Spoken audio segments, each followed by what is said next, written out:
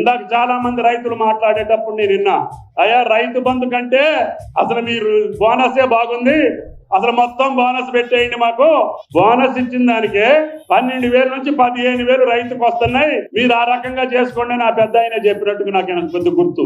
కాబట్టి దయచేసి వాస్తవంగా మీకు ఏది లాభం జరిగితే చెప్పండి, ఆ స్కీములే కొనసాగిస్తాం.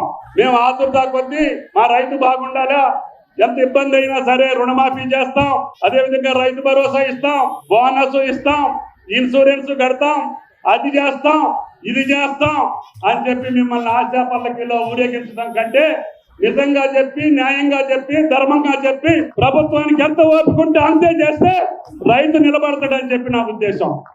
ఏమైతుంది పొరపాటున కాంగ్రెస్ గెలిస్తే రైతు బంధుకు రామ్ రామ్, దళిత బంధుకు జై భీమ్, కరెంటు కాడగలుగుతుంది, మళ్ళా మొదటికి వస్తుంది, ఆగమాగం అయిపోతాం. జాగ్రత్త మనం చేస్తా ఉన్నాం.